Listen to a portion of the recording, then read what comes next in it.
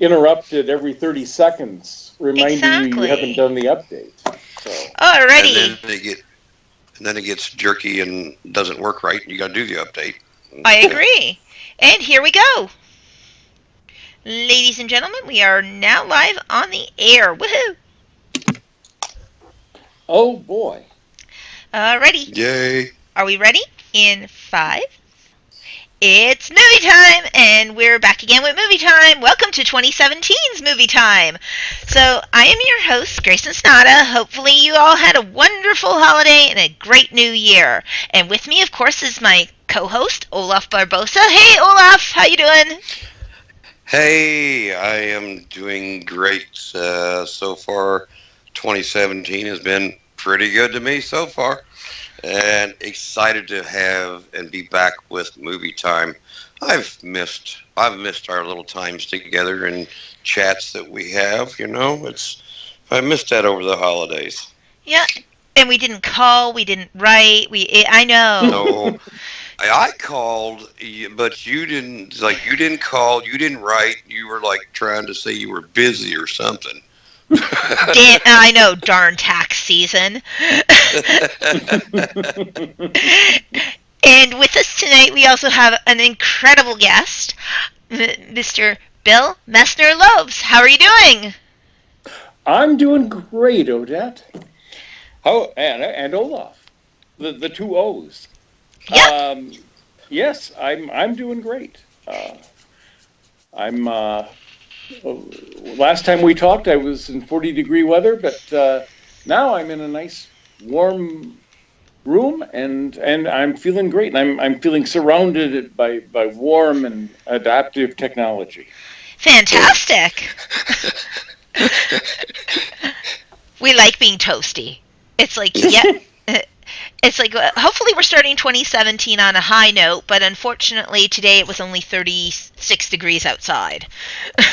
Yeah, that was about what it was here too. And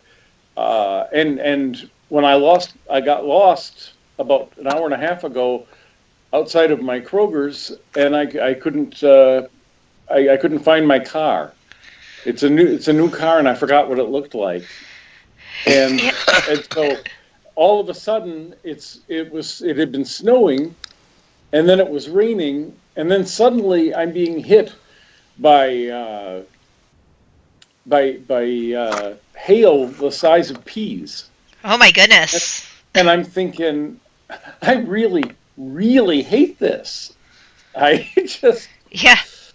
but I did find the car finally, and so here I am. Well, now I do have a question for you, Bill. You said you were getting hit by hail the size of peas. Are you sure somebody didn't just happen to slip on the ice and had a bag of frozen peas and it popped open and that was what was hitting you? Honestly, no. Honestly, no. Because I haven't experienced a lot of hail in my life. I've experienced other kinds of weather, but not this. And I was really, I really did look at the ground and say, oh my God, it is the size of peas. No wonder it's hurting my head. Wow. Yeah, but it has been quite the 2017 to begin our year, and also it's like I just wanted to give also before we begin also a quick shout out to sadly Mary Tyler Moore passed away.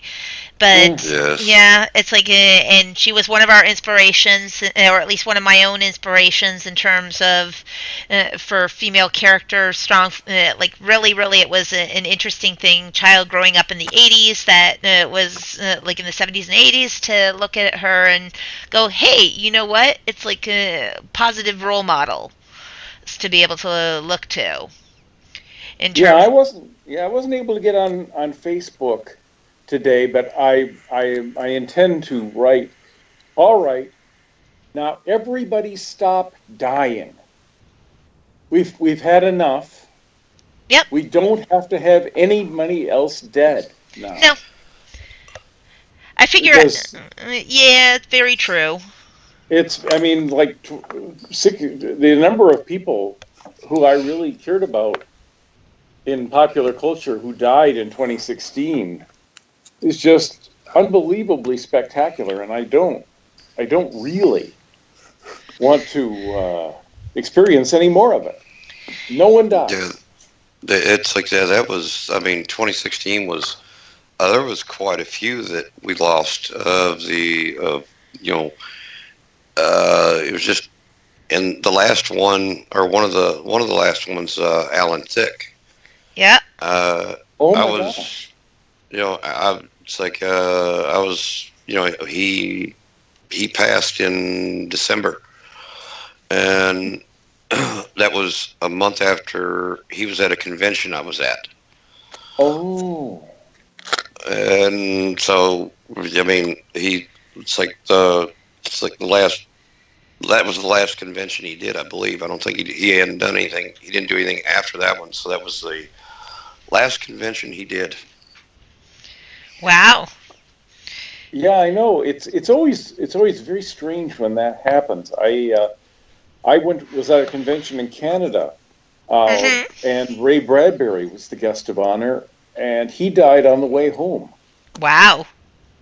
And the poor fellow that did that created the convention was ever afterwards known as the man who killed Ray Bradbury. So. Yeep.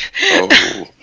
Wow. I don't think I'd want to have that one as the the convention be remembered as that. I'll just stick to killer of technology. There you go. I can kill any cell phone. Ah, Any cell phone and any cell phone signal. That is my superpower. yeah. You know what? My wife actually also has that superpower that she can actually make phones and other kinds of technology sort of short out Yep. and misbehave. And there are people that think that there are actual uh, charges that some people can create. Absolutely. Yeah.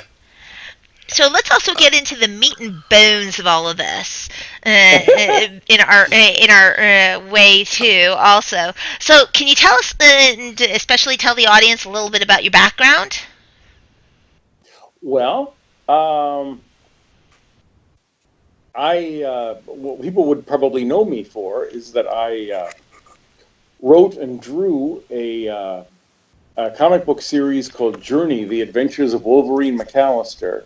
And then from that, because people liked the writing, I was asked to write various other stories that would go from an adaptation of Johnny Quest to the Batman newspaper strip to Wonder Woman, Flash, and the there was a book called The Max and Thor.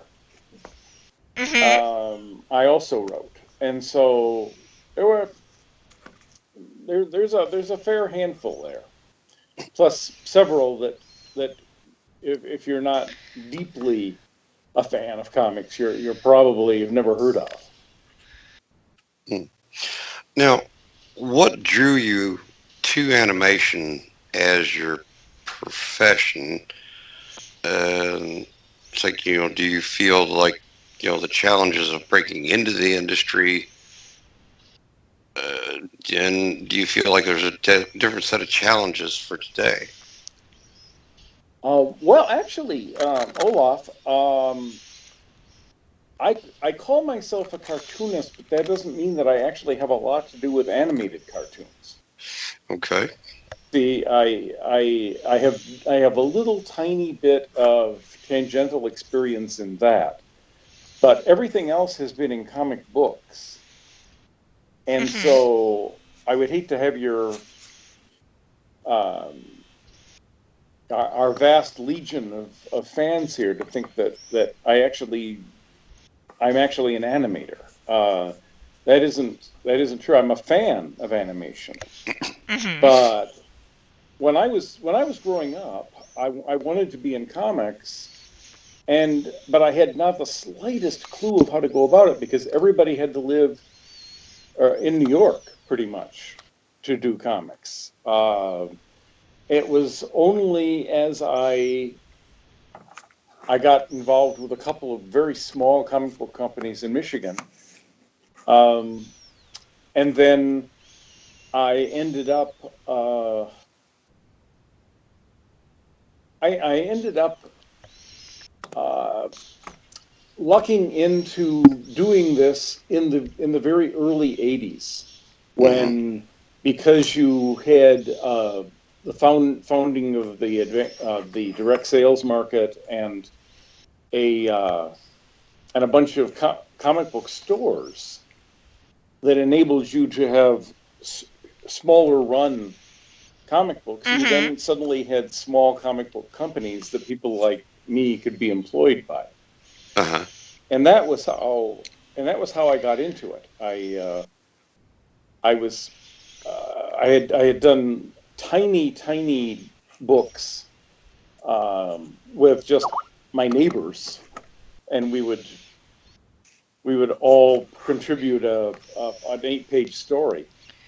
But one of those was seen by Dave and Denny Sim at a convention in Canada, and they produced a book called Cerebus, which was on the rise, and they asked me to do a backup series, which was Welcome to Heaven, Dr. Franklin. And I was thrilled to be doing it. I had been trying to do comics for about 10 years at that point, and suddenly here I was. I was actually doing comics, and I was able to do 4 pages a month.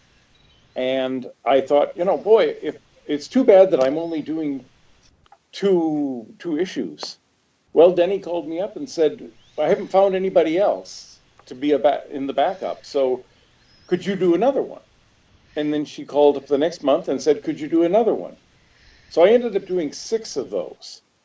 And because of that, they got more letters of comment about mine than they got from anybody else's, and they asked me if I would do my own book for them, and that was The Adventures of Wolverine McAllister.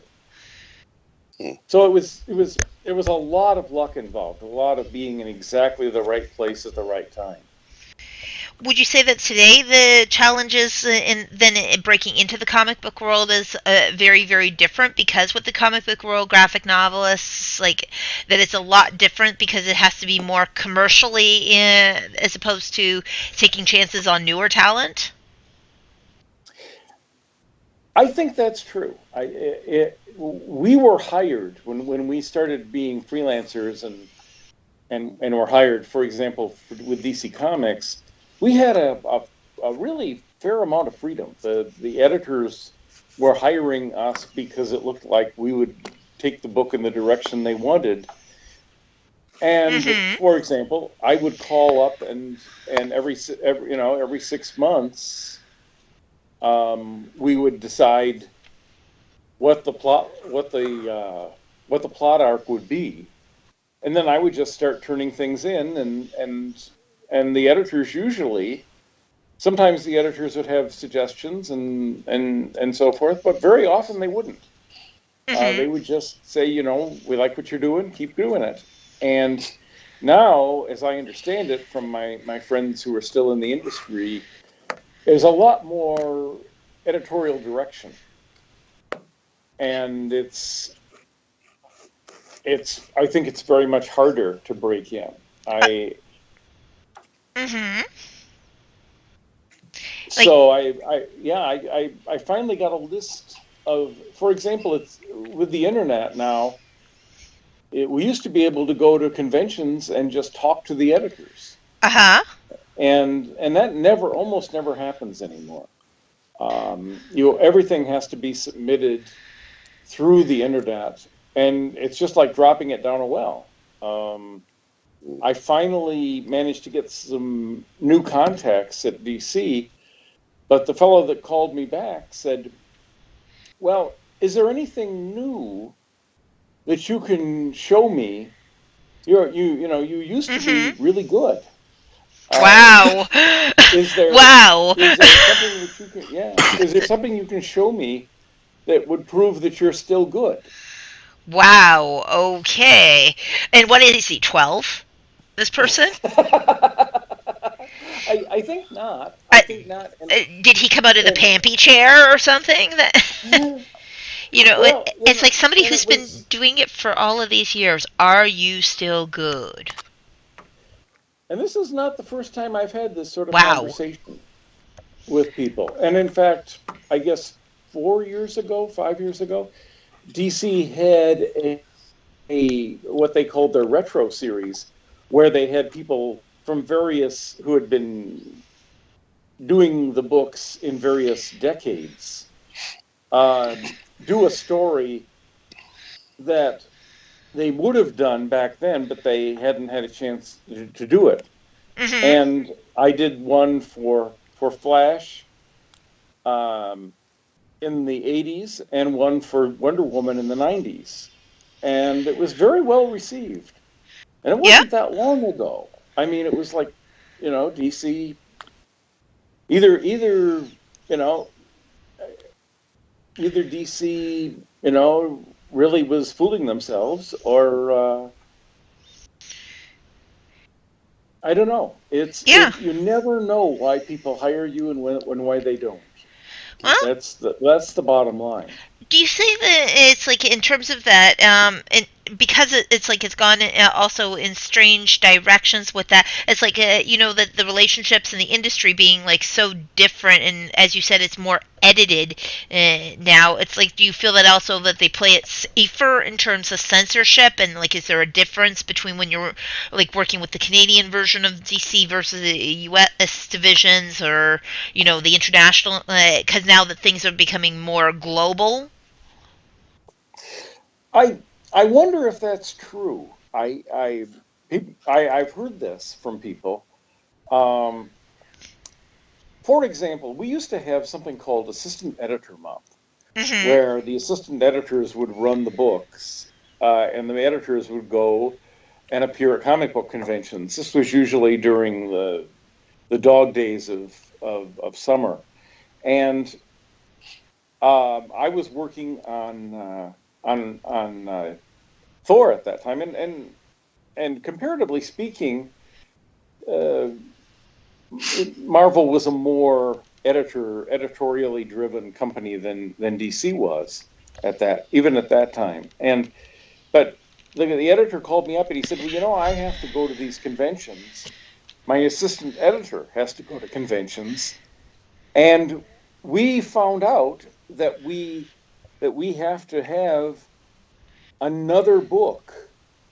We thought we were all caught up by the Hmm. last book that you wrote for us, but we weren't. We need another book by this weekend." Wow. Wow. And so this is my offer. Write whatever you want, and just has to be done. This was Friday. It has to be done. The script has to be done by Monday. And you send it directly to the artist. And I said, "You Okay. mean there's no editing? There's going to be no editing of this at all?" And he says, "Yes, that's right. We trust you." Wow. And Wow. so that was one of my favorite books to write. Um, it was also, I think, the funniest book of Thor that ever got written. There were many things, even though my run on Thor was sort of abbreviated because they decided to completely overhaul the Avengers line of books and cancel them all.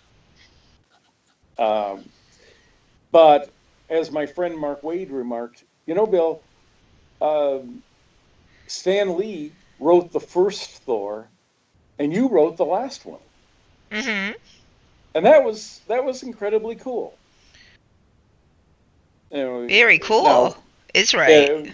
Yes, indeed. And so there were a lot of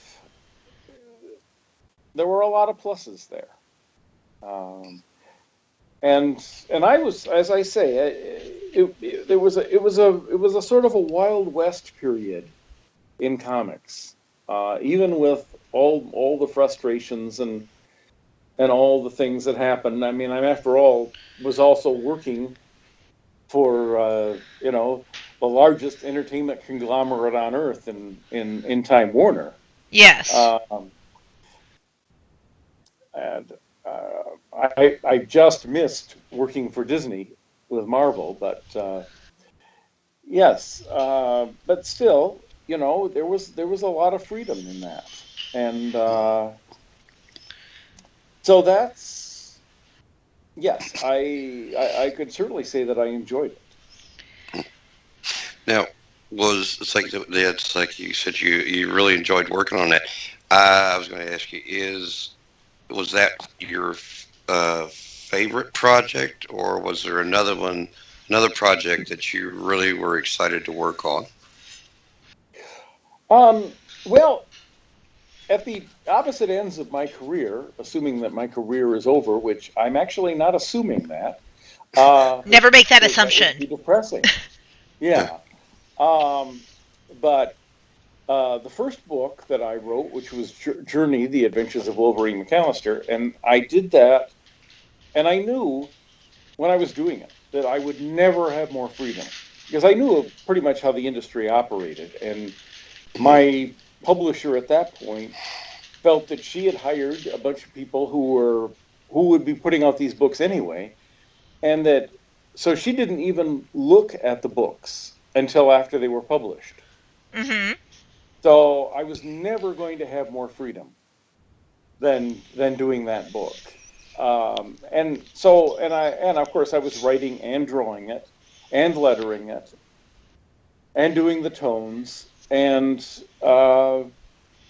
everyone suddenly knew about it. It was we never really broke more than say 10,000 copies, Yeah. but it was within the industry I was actually known, and I had always wanted that. I had always wanted to be known within this industry, and so so that was good. Uh, at the other end of it, I also had an enormous amount of freedom because I was doing the Max, and my friend Sam Keith doing the art. Um, and he and I were very simpatico. And again, I had a lot of freedom, and because we were involved with the Image project, we were selling Mm-hmm. 1.5 million copies, Wow. which Very was cool. yeah, which was briefly more than most books. I mean, the X-Men was like 100,000, and that was the industry standard. But when Image started, then suddenly everyone was buying it because everybody thought it was collectible. And so It we still were, is. and and we were selling it, and I bought a house because of that. Sam bought a house. I actually knew what it was like to have money, and I only knew that for 2 years, and then there was a gradual decline, and then there was nothing because the boom was over, and but still, I Yep. had that. Hey, it's still there. It just needs to be taken to that next generation level, and it will be there again. One certainly hopes. One Yeah. certainly hopes that. And because it's like one of the things that also, do you feel that a lot of the things that you had actually depicted in the comic strips as well as in the comic books themselves, do you feel that they actually have had a just depiction as live action and animation in your opinion, or do you feel like that somehow it lost itself in a lot of translation? we were amazed when they were doing when Bruce Timm and those guys were doing Batman the animated series. Uh-huh. I remember uh, Batman was coming. Had come up against the Scarecrow, and the Scarecrow hits him with his fear venom, Mm-hmm. and he hallucinates his greatest fear, which is his own father doesn't respect him, Yes. and so he's clinging to this rope uh, over the city, and he's starting to slip, and he says, "No, Mm-hmm. I am, I am not, I am not this person. I am fear. I am the night. I am Batman." And he's climbing back up, and I'm thinking, "Whoa, there must be 8-year-olds underneath their coffee tables now." That is such a scary and powerful scene. Oh yeah. And they did all kinds of things like, Gotham City is in color, but all the television sets are in black and white. And the Batmobile is totally redesigned, and Batman is totally redesigned and scary and all of this. And you're thinking, my God, we have to go through 5 layers of bureaucracy in DC just to use Batman in Flash. What did who does this? Who do these guys have something on that they that they can make this animated series? Mm-hmm. And so I we were thrilled. We were thrilled that they were able to do this. And I must admit, a lot of the things that I thought they wouldn't be able to do, the movie of Ant-Man that they did. Um, I mean, it's not telling stories out of school that a lot of the early uh, Mm-hmm. origin stories of uh, of the various Marvel heroes are all pretty much alike. Yes. Um, and Where DC uh, stories are very much more complex with their characters. It's like they actually and it's not to say one better than the other or things like that. It's a matter of that with both Marvel and DC characters, it's like when they are dealing with origin stories, it's like I find sometimes that they deal with the DC characters more in depth as their backstory. I, I think that's fair. They used to say that the DC uh, uh, Marvel had the better heroes and DC had the better villains. Uh, Only because uh, you had for until a while the DC heroes were kind of straight laced with Superman and Batman Mm-hmm. and like that. Whereas you had these very complex, driven villains Yes. over at Marvel, and in fact, for a long time we tried to. It was very hard to come up with new villains. We Yes. were all kind of competing for it over at DC to try to come up with some sort of very charismatic villain, and that was sort of the attempt to turn uh, Green Lantern into a villain, Mm-hmm. which only managed to make everybody angry. Rather True. than, And in then fact, I went over to the editor involved in that, and I said, you know, I just wanted to thank you for completely destroying my childhood. yeah. And he said, to his credit, he said, "You're welcome."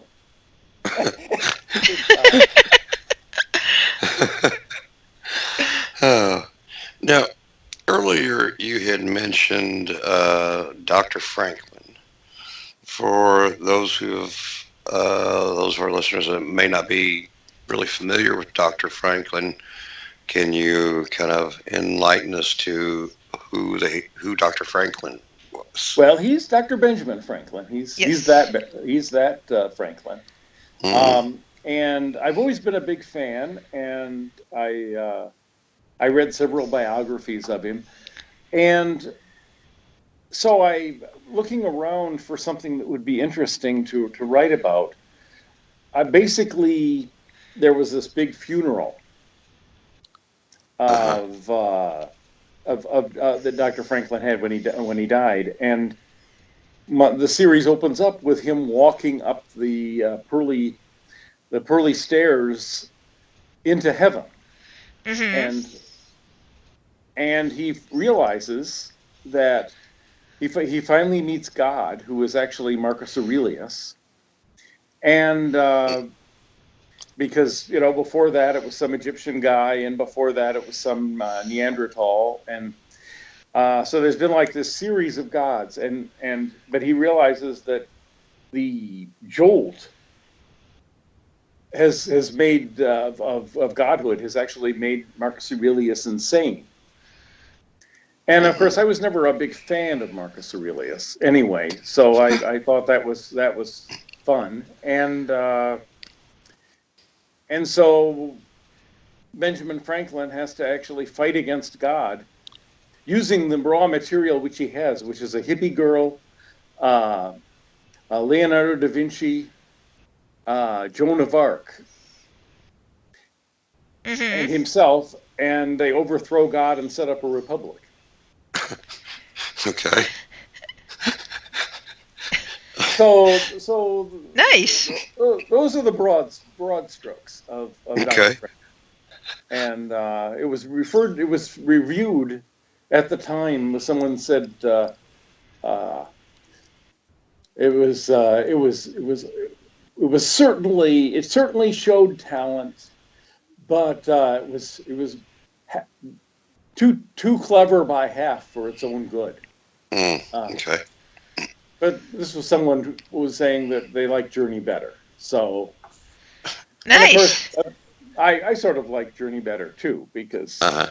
that was 27 issues also. So uh, I would hope that I learned something by the end. Okay. Now, it's like as far as as you say, the broad strokes for what would be the broad strokes for Wolverine? Oh, a Wolverine McAllister. Well, he is a. We meet him. He's leaving Fort Dearborn, in Michigan, and he's heading off across the state towards what is now Lake Michigan. Um, it was known at various times as Lake Michigan, Lake Chicago, and he keeps running into people. He basically is trying to escape civilization, but in the irony that I see as a part of frontiersmen, they all settled the frontier trying to escape civilization, but brought it with them. And Mm, so that's pretty much what he does. He also is essentially a completely in a state of complete loneliness, where hmm. there's no one around anywhere, except that he's constantly surrounded by lunatics who he has to save. And it's and that's another of the ambiguities. He's a trapper. He's a scout. Uh, he carries the most awful smelling tobacco Mhm. in Michigan with him, and he's also carrying a package. and he was given this package, as frontiersmen often were, to deliver when he gets to the other side of the state, to a small city, which is now, in fact, Grand Rapids, but was called New Hope. Mm-hmm. And the irony there, of course, is that there is no hope in New Hope.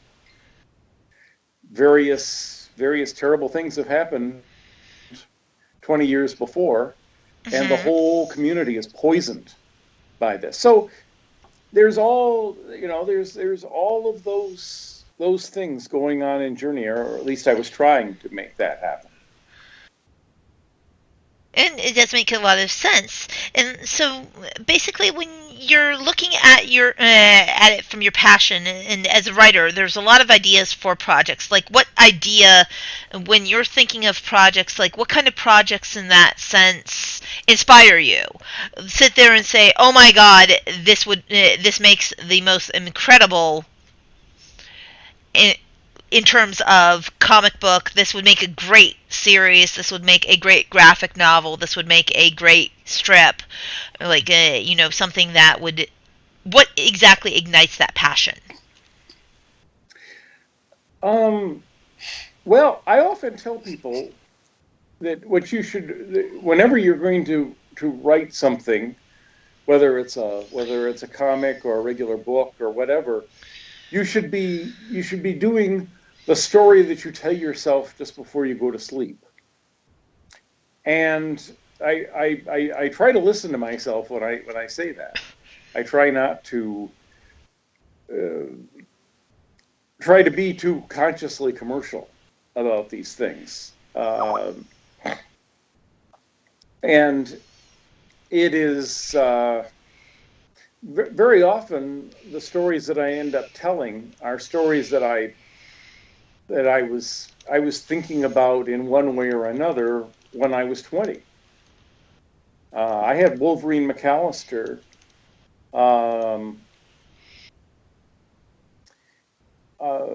in mind every time I would get some sort of new pencil or pen or any kind of art supply.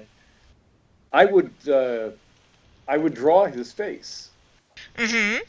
And I had several characters that were like that that was what I would try out things on. And so I did that, and I at the time I had just graduated from college. I was probably 24, 25. And I decided that I wanted to have an older character rather than one that was my age. And so I decided I would make him as old as I could possibly make him, and still imagine that he was capable of thought. There was some sort of sentience to this guy. It would be right on the edge of, senility. So I made him 40. And of course, looking back on that, I realized that now he could be my son. Which is cool. Maybe you were thinking of him in the future. Maybe I was.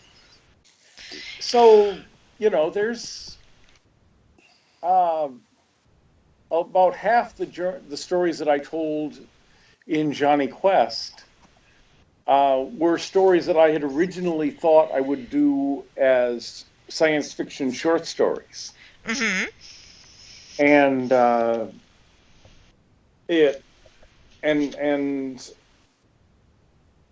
so in each case, there are things that have stayed with you for a while. I think that's always good. And so I do keep coming up with ideas. Right now I don't have a lot of place to put those ideas, but I still come up with them. Mm-hmm. And there are. I think the problem now, and this is, you asked me a question at one point about cross platforms and that kind of Yes. thing. And a lot of my friends have encouraged me. They said, "Well, you should do a some sort of of of internet book and get it funded through some sort of crowdfunding." And the problem is that I don't know how to do any of that, and I'm completely unsure about how to do it, and and uh, and I would have to stop dead and doing all the things that I'm doing now, which is doing art commissions and other things to try to bring in some money uh, to to do that sort of publicity thing. And artists are really not terribly good at publicity. Yeah, Hmm. I think they're good at their artisting, but not publicity. Yeah. yes, Now, yes. Unfortunately, right. and then I may be just telling myself this out of inherent laziness, but Or I fear. don't. Or fear. Yes, yes. Because right now I'm talking on Skype, and uh, two two uh, 2 days ago, Skype was something that I only knew of as something that other people were doing. So I mean, I probably should be trying things, and I'm just not. Now, you kind of touched on like the multi-platforms of different things. It, in your views, is like the multi-platforms now is that a kind of a positive thing for filmmakers because it kind of closes the bridge and and it does make it more challenging for writers in their work. And say, is that safe to say? I think so. I've only been involved in things that started out in one form and turned into another form. Um, in very brief ways. I'll tell you a quick story. Well, hopefully a quick story about the Max. Uh, this was a book that was very popular, and we were approached. Sam and I were approached for it to be turned into an animated cartoon, Hmm. and it was being done by a local California company. So the first two episodes of that, it was going to be broadcast in liquid television on MTV, and so Hmm. it was being done in two episode chunks to make a half hour, and uh, and so they asked me to write a complete script for that first half hour chunk, and I had felt that there were things on that in that first book that I was not completely happy with, that I'd wanted to try something new, and we had just gotten started, and I wasn't able to do it. So I did that, but then they said the animated studio said we want to make the most true adaptation of a comic book into animation ever. So we're just going to use the rest of the comic Hmm. as your uh, as a script, and so you don't really have to do anything. And they were paying me. They were paying me a consultant's fee. So Hmm. okay. So we fast forward about 6 months, and Sam calls me up at my studio, and he says, "So what are you doing today, Bill?" And that's always a bad thing for somebody to ask. And I said, "Well, I'm just working on this and that, not very much." And he said, "Well, we are on the last episode of the Max, and we don't know for this season, and we don't know if it's going to be picked up or not. So what we were hoping, we don't have an actual comic to use as the last episode. And we would like to have this episode completely explain all the surrealism and strangeness Wow. of the Max. Completely explain it, and in a very satisfying way. But it has to be also completely open-ended, so that there can be a season 2 if they decide to pick it up. Well, that sounds like a simple task to do. and I said, well, and he said, you, I know you are still on, you're still getting this stipend, and I said, well, sure, I'd be glad to try. I said, so when do you need this? A week, 2 weeks, something like that. Monday. And there was this long pause. And he said, well, actually, we've started. Could you possibly have it by an hour and a half from now? Wow. So no pressure. When all of you out there, when you see the final episode of The Max, and you will, please be kind. See, it's like I absolutely am one of those uber fans of that in terms of, because it is just such an interesting story and such like a major departure from anything that is in terms of comic book world or in terms of even animated world. It's like the concept of the Max is such a complete departure from other from superheroes, as well as also from any type of other cartoon or graphic novel that I've seen, as well as any other comic books as well. So it's like, and the fact that it's like it's told in such beautiful detail, and everybody's so beautifully imperfect.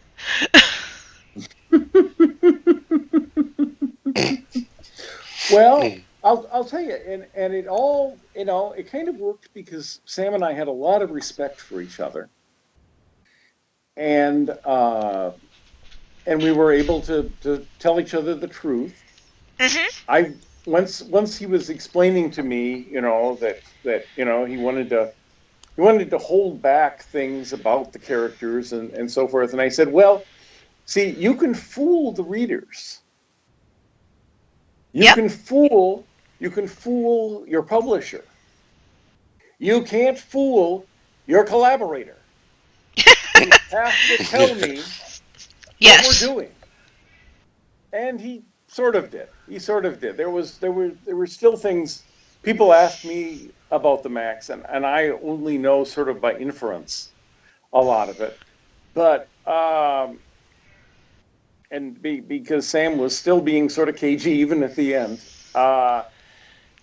But, it was in the second episode, this is sort of how things developed. Yes. In the second episode, he'd come up with this girl who wanted to be a writer. And she had Sarah. Her father's... Yes, Sarah, yes. And she was carrying around this gun. Yes. And Sam explained to me that there was this whole thing, and she was talking about killing herself. And he said, on the last page, on the last panel, she's going to shoot herself in the head, and it will go to black. Yes. And I said, oh. And he said, I really feel strongly about this, Bill. I really feel strongly. I've talked to all the new, young, gritty British writers, and they all said, what you should do is create a very sympathetic character and then kill it, Uh-huh. and that's what Wow. people want. And I said, well, that makes a lot of sense, and I certainly can't argue with these Mhm. guys that you've been talking about. Uh, uh, and so I certainly hope you find somebody to write it. And there was Yep. this long pause, Mhm. and he said, but you're writing it. And I said, no, I actually am not going to write this. Have you ever heard of The Sorrows of Young Werther? Yes. And I said, this is a story that about a young man who has trouble with love and ends up killing himself at the end of his novel. And it set off a series of suicides all throughout Europe. Mhm. And while I'm not thinking that I'm not Goethe, and uh, and I'm not, saying that that would necessarily happen. I can't take that chance, Yep. and I absolutely will not do this. And he said, "What will you do?" And that was when you read the second episode. Mhm. We came up with this, and I found it deeply satisfying that when Sam was actually towards the end, he ended up writing the Max himself. Sarah was in fact the heroine of the second issue or second series of the Mhm. Max. So I actually made my point to him finally. Yes. Having her own Well, now, outback. but I just have a question. I was wondering. In other words, you said you wouldn't do it, but would you have done it for a Klondike bar? I fear not. I fear not. I would also not have ripped out the throat of a child for a Klondike bar. No matter what my reputation is, because after all, I am known as the shark. Yes. There you go. Mhm. And uh, and I love though also the fact that it's like all of the characters there. It's like also even it's like they're relatable. This is the whole thing is that also in terms of a lot of the episodes dealing with the Max and also dealing with a lot of the characters that you've done over the years through the styles of like Batman, Flash, all of it's like they're all relatable to actual people. It's not as though that you would have to take a far stretch for them when you're it's like dealing with for example with the Max, it's like one could easily see how in origin A gets to B gets to C gets to D, how did this happen, and it's very interesting like I said, they're just so beautifully damaged, and so it's and in such a good way, and it's so fascinating a way. And when she Well, and I do try. I don't go out of my way to give people, you know, really different. I try to give them different personalities, but I will still do things like, for example, when I have the Max. hmm Hmm, we just lost power here. Uh, interesting. um, Should have took the Klondike bar. uh, but when Yeah. yes, remind me what I was saying. That you were talking about in regards to with the Max, it's like in Oh, regards to the characters there and its yes, when he talks imperfections. about he was about being a big fan of Cheers, and I was actually watching Cheers myself at that time and was a big fan of it. And I find that if I can do that, if I can find things within the characters that are like me, hmm that helps me to uh, to ground them to a large degree. Wolverine McAllister is a big fan of Lord Yes. Byron, Yes. and in fact reads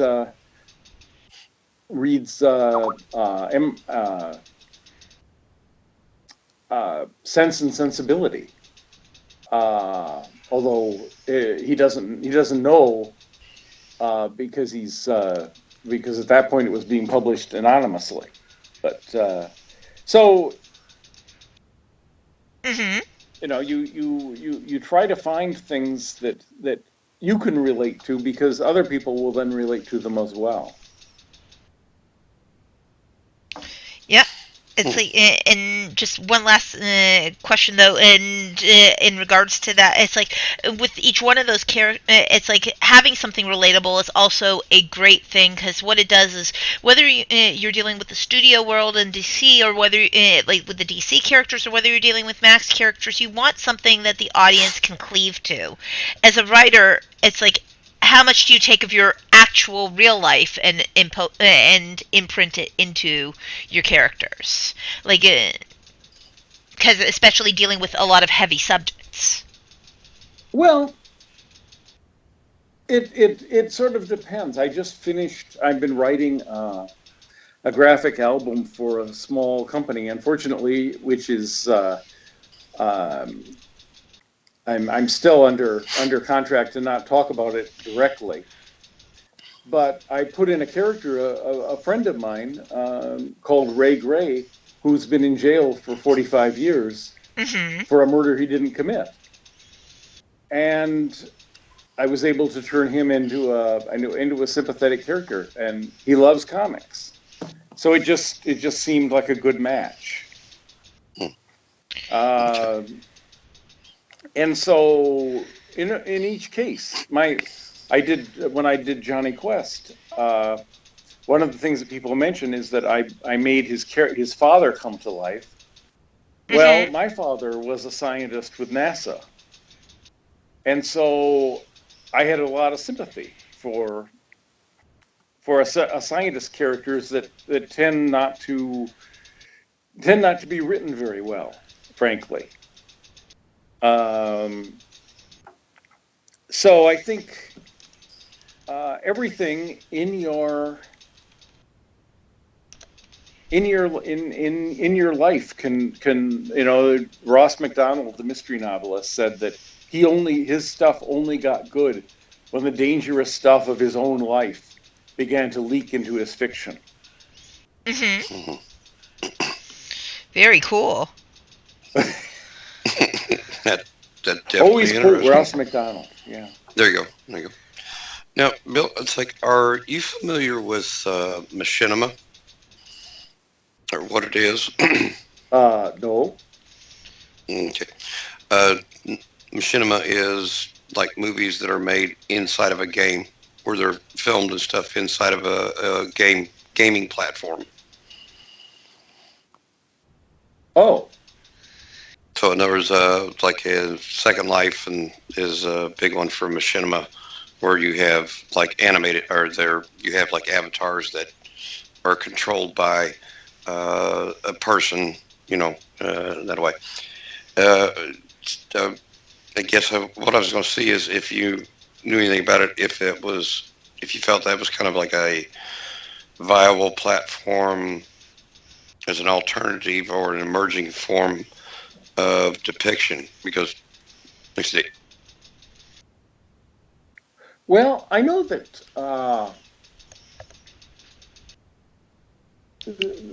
that for a short period of time I was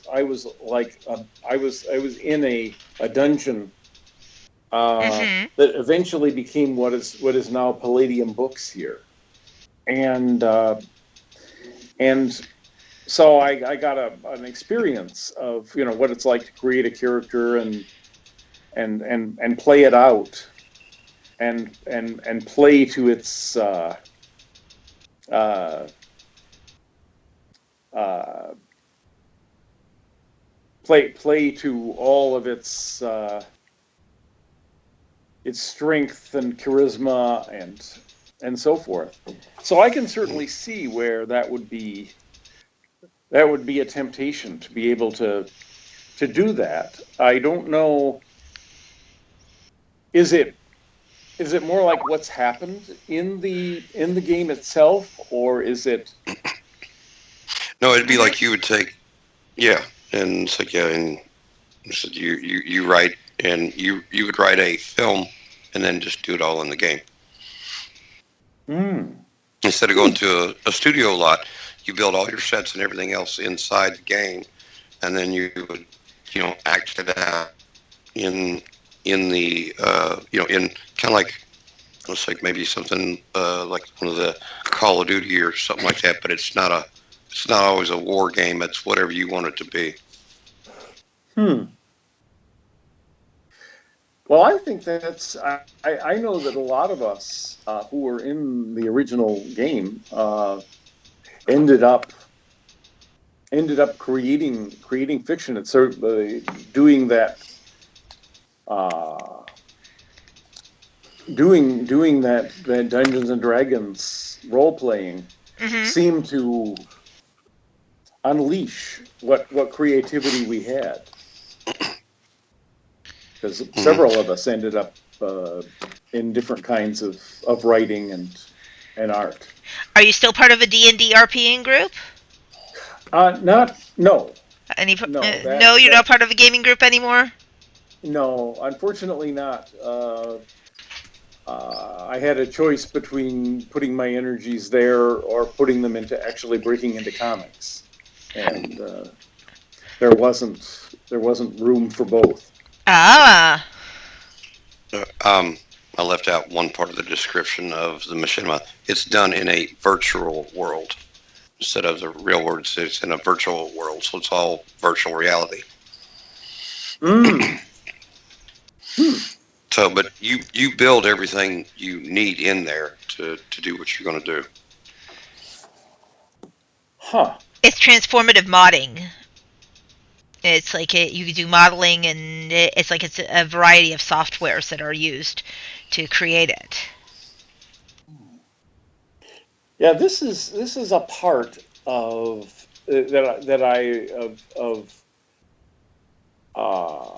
computer life that I somehow missed. Oh, we'll get a chance to talk about that. I always regretted it. We'll be more than happy to talk about that also with you as well. Now and in future episodes too. And including offline as well, because it's like, yes, it's a huge, fascinating world, the machinima world. Wouldn't you agree, Olaf? Oh yeah. Yeah. Being I've been in a bunch of them, yeah. Yes.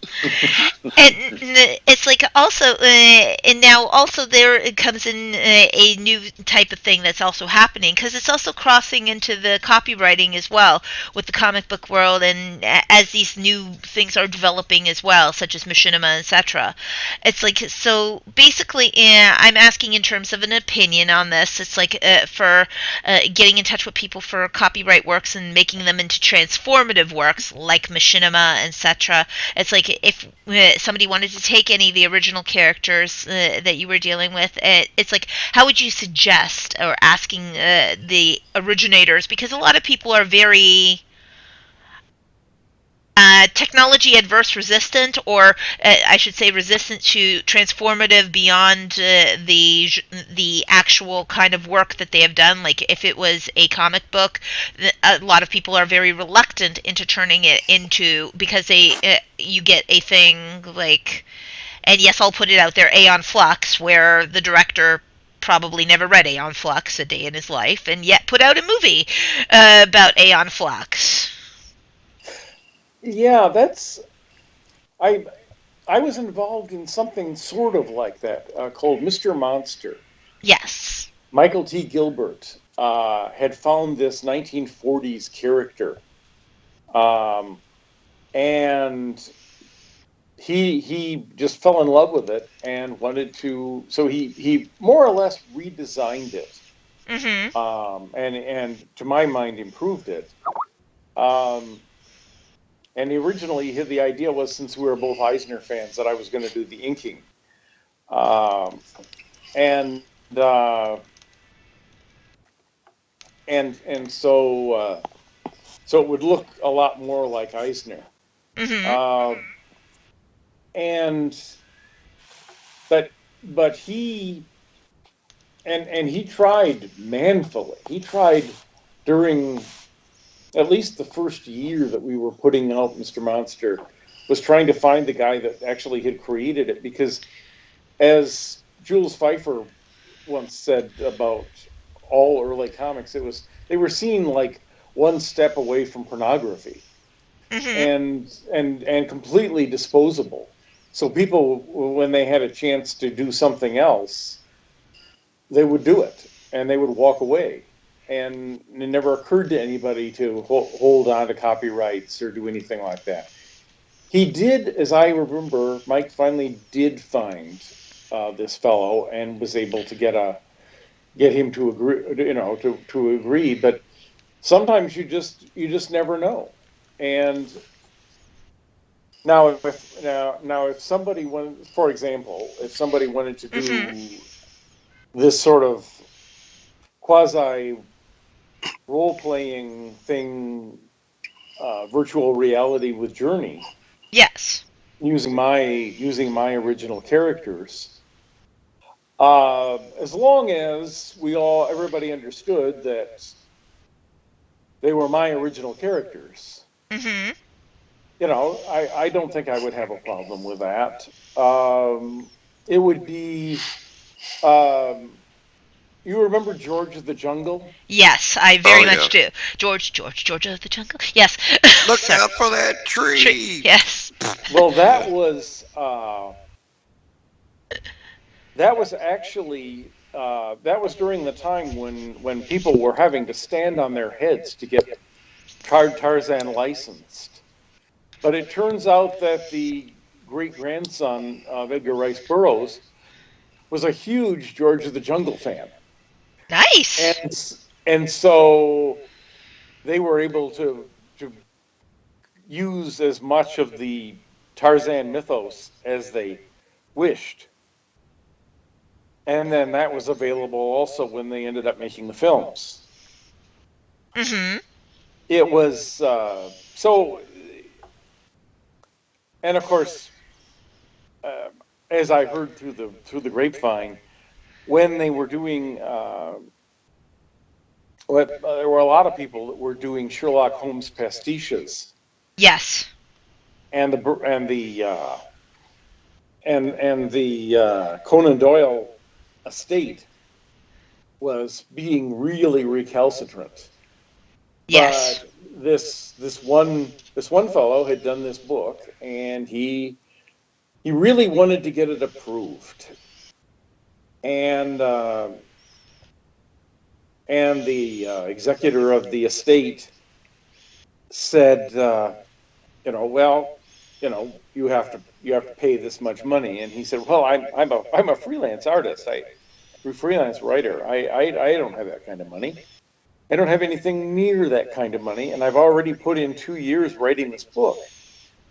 Um, so I guess I'm just going to have to go ahead with it and have you sue me. And Wow. uh, and he said, well, if you're going to go ahead anyway, can we just put our seal of approval on the cover?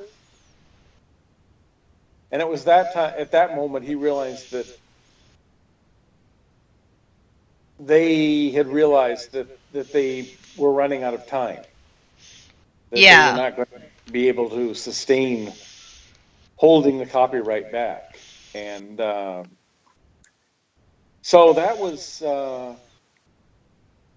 but they keep changing the copyright laws, basically for Mickey Mouse. Yes. And so we don't know what the next big copyright thing is going to be. But I don't know. It seems to me, um, they they asked. Mm-hmm.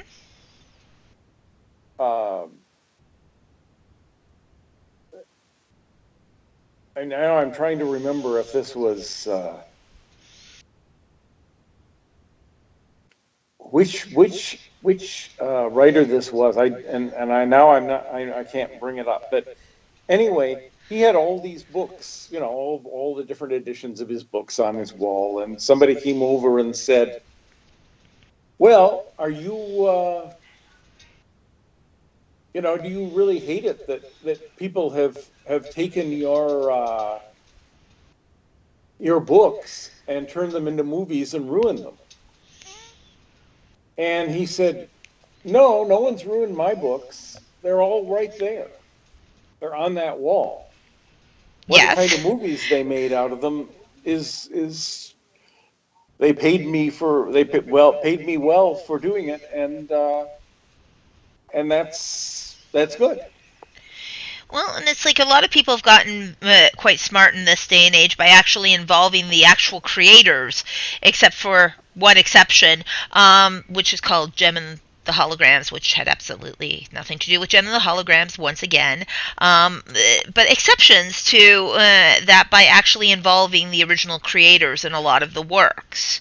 And I'm finding that it's a better product. Do you also find that it's a better product by having the original creators more involved within their works as I well? think almost always. The one is the one always the one example, one exception. Somehow or other, Star Wars is always better when you can keep George Lucas away from it.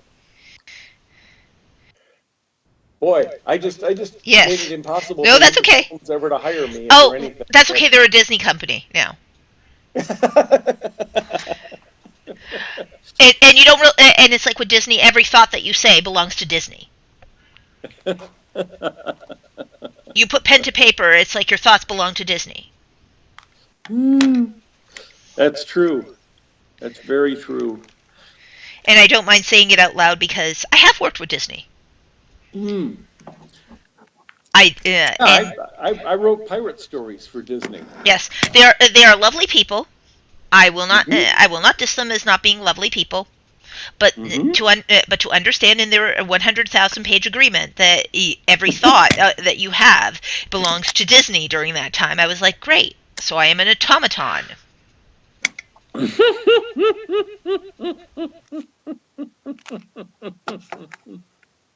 Yes, I'm not sure that they actually get the best out of that agreement. But but then they would not understand why I would say that.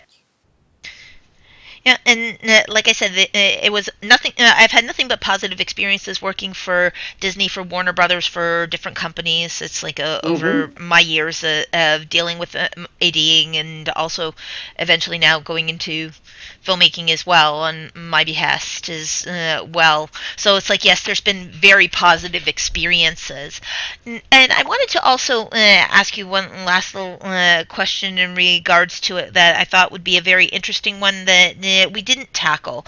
Because it's like you are a creator of a lot of these stories and the origin stories as they've been being rewritten into different comic strips over the years. It's like obviously origin stories are evolving, changing. They have at one point in time, of course, with the new social norms that have been coming through, as well as also, different characters having just a whole brand new origin story come through. What is your view on how writing then has evolved, and does it change styles, or is it that they're just trying to create a more fresher angle for people, or a different angle of them to think about? What's your Well, views on it? I I mean you're when you're doing it the right way, in my view, like for example with Wonder Woman, I guess I wrote her origin two or three times during the Mm-hmm. course of the 3 years I was writing it, because they would keep saying, well, we should have another view of the origin, and it tended to be sort of the same thing. Uh, there was. Do you actually want your heroine to be uh, the product of a rape of of uh, of Hercules on Hippolyta? Is that what you're looking for? Because that was sort of talked around, Mm-hmm. um, and my own my own feeling is that you if you're for example if you're going to do Superman. Mm-hmm. Superman is going to be a reporter for a great metropolitan newspaper. He's going to work for Perry White. He's going to his friends are going to be Lois Lane and Jimmy Olsen, and his parents. The best possibilities are that his parents are going to be alive. Um, but beyond that, you can do anything. But I think when Mm-hmm. you try to turn him into something else that people don't recognize, then you start to you puncture the bottom of the sandbag, and Yeah. it's hard to make it stand upright. Which makes a lot of sense because it's like when it goes too far into away from the original origin stories, a lot of people are like, okay, hold on a second, where which one is the origin story that we should be following? Right, right, and a lot of the big changes that were done in the '70s, where Batman is living in a penthouse apartment Mm-hmm. rather than in stately Wayne Manor. Um, it didn't really they didn't really seem to go anywhere. You needed that gravitas somehow with stately Wayne Manor, Yeah. and but I love a lot of what they've done. I love the fact that you have Gotham now, where we're getting to Yes. see what Jim Gordon was like as a young man, and all these various characters are. I don't live in a place where I can get television easily. Um, Especially now that when they changed it over to digital. Yeah. I live around too many trees, and it's extremely difficult to get television. So I only get to see these things intermittently when I'm visiting my friends at night. Yeah. Uh, but I was very impressed by Arrow. I was very impressed by The Flash. The Flash. Especially impressed by The Flash because they put Linda Park in there, and Yes. I get a royalty from her. Very cool. Yes, yes. Everybody loves television money. Definitely. And also, it's like television is breaking forward a lot of the ground in regards to that because a lot of people, what they are digesting the comic book stories as well as also new adaptations of characters through the television generation, and it's like they're actually creating their own storylines in regards to it. So it's like it's no longer just depictions from the comic books as well as also they have an opportunity to be able to draw from such a rich pool of stories to be Yeah, able to and create the shows. yes, I think that. I do think that you end up with a you do have to change things, um, changing from one medium to another. A lot of my friends were like, "Oh, like made the X-Men all in black with black leather, and they didn't make them with their those glowing yellow costumes, and that's terrible." And but I didn't think that. I thought it worked really well, and I was like almost the only person I knew who really liked Michael Keaton's Batman.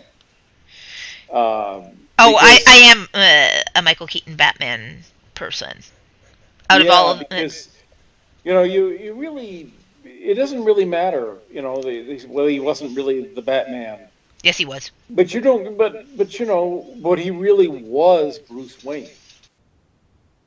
And when you're dealing with live action, the fact that Clark Kent is right and Bruce Wayne is right is actually more important than if Batman and Superman are right. Very true. And it's like I look forward to seeing like what the future iterations and stuff like that are as well. Mm-hmm. And it's going to be really exciting to see like where the stories go, and who knows, and what other creative characters, because since there's been adaptations of from graphic novels to television and etc., as well as also new forms of comic books, graphic novels, it's going to be very interesting to see where it goes from there. Mm-hmm. And I do. I think that. And I think that you'll be on the precipice of that. Believe me, I'm always on the precipice. There you go.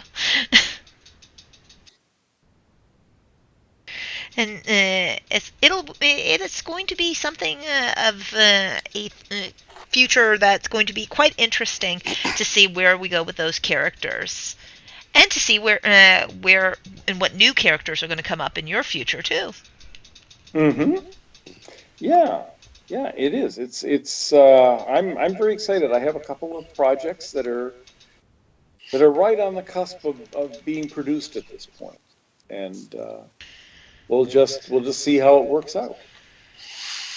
All right. Well, Bill, the shark, it has been a great pleasure to speak with you this evening, and to be our first guest of 2017 on Movietime. So, how can people follow you or get you in social media, and any upcoming projects that you can, tell us about?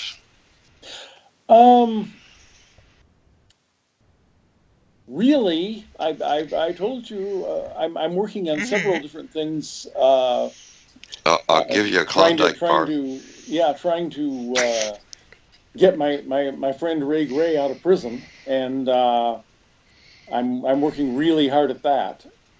Mm-hmm. But I'm also trying to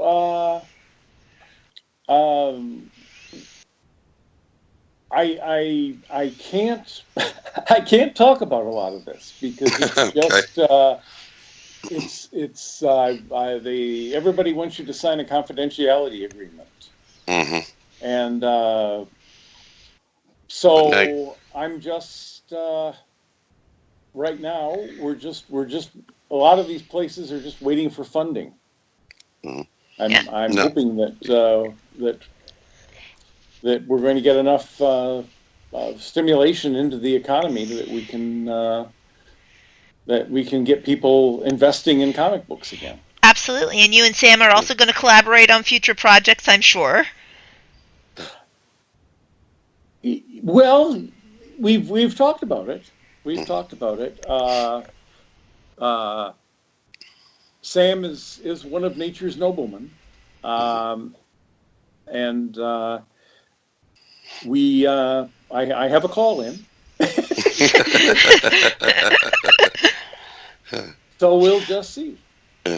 Now, you did know that 2 Klondike bars does actually supersede the confidentiality agreements, didn't you?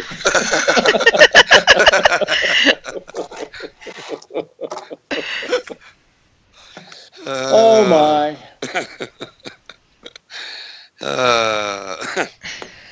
My friend Arvell Jones would reach into my gullet and pull the Klondike bars out of my throat if he thought I was selling him out for Klondike bars. That's your we're going to get you the Klondike shark. Okay, well, they've just turned all the lights off in the library, so I Yep. think I better go. Oh, okay. Bill, it's been Wow. a pleasure. Thank you very much, Bill, and we look forward to talking again very soon. Okay, bye-bye. Bye. Bye bye. And we look forward to everyone else joining us next time also on Movie Time, when we will be back again in probably by next week. Take care and hope that you have an enjoyable 2017. And Olaf, just to let them know, how do they get a hold of you? Well, you can follow me. You can stalk me on both on Facebook and Twitter at Olaf Barbosa, but just don't stalk me too close because I do get nervous and I do have an itchy trigger finger. Facebook is where you would find me, too.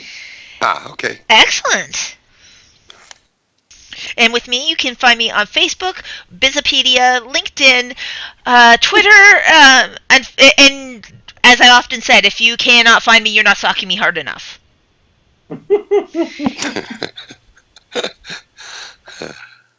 And we look forward to seeing you and having a wonderful time with you again. And happy 2017 from Movie Time. Thanks for listening.